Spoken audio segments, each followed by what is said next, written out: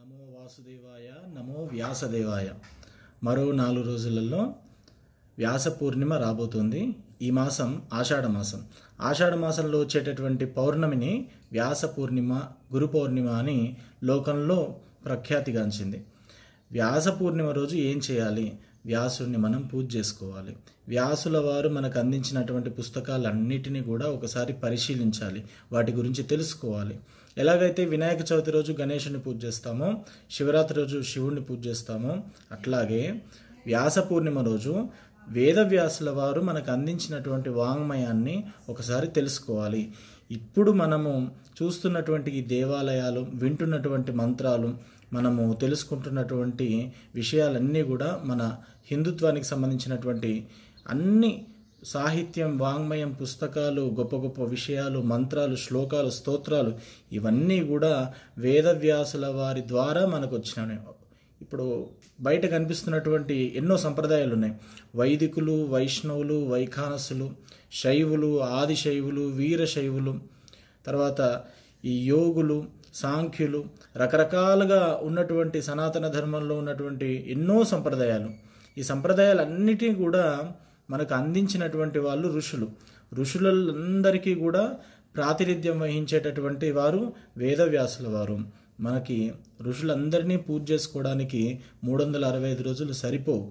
మనకి ఒక రోజుని కేటాయించి ఋషులందరినీ కూడా వేదవ్యాసుల వారి ద్వారా మనము పూజించుకోవచ్చు. మనకు వచ్చినటువంటి సంప్రదాయాలన్నీ కూడా ఋషి ప్రదత్తం.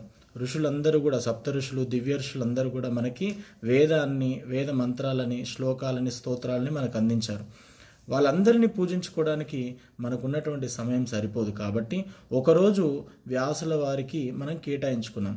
ఆ వ్యాస పూర్ణిమ నాడు మనకి సకల సౌభాగ్యాలు, అన్ని శుభాలు మనకి చేకూరాలని మనకి ఇచ్చినటువంటివన్నిటినీ కూడా మనకి గ్రాటిట్యూడ్తో, కృతజ్ఞత భావంతో మళ్ళీ వ్యాసుల వారిని పూజించుకోవాలి. వేదవ్యాసుల వారిని పూజించుకోవడానికి మాత్రమే కేటాయించబడింది ఈ వ్యాస పూర్ణిమ దినోత్సవము. ఈ వ్యాస పూర్ణిమ కేవలం వేదవ్యాసుల వారిని మాత్రమే పూజించాలి. ఆయనను పూజించడానికి కొరకు మాత్రమే కేటాయించబడినటువంటి రోజు ఇది. అన్యులెవ్వరికీ సంబంధించినటువంటిది కాదండి, కేవలం వేదవ్యాసుల వారు. వేదవ్యాసుల్ని పూజించడం అనేటటువంటిది ఎలా చేయాలంటే, వ్యాసుల వారు మనకిచ్చినటువంటి వాంగ్మయాన్ని పూజించుకోవాలి, అంటే సేవించుకోవాలి, అంటే మనం చదవాలి, తెలుసుకోవాలి. భగవద్గీత నుంచి బ్రహ్మసూత్రాల వరకు ఎన్నో గొప్ప గొప్ప పుస్తకాలు, ఎంతో గొప్ప వాంగ్మయం మన వరకు వచ్చిందంటే గురు శిష్య పరంపర ద్వారా. గురు శిష్య పరంపరలో వ్యాసుల వారు అతి ముఖ్యమైనటువంటిది. వ్యాసం వశిష్ఠ నప్తారం శక్తేః పౌత్రమ కల్మషం పరాశరాత్మజం వందే శుకతాతం తపోనిధిం వ్యాసాయ విష్ణు రూపాయ అని అన్నారు.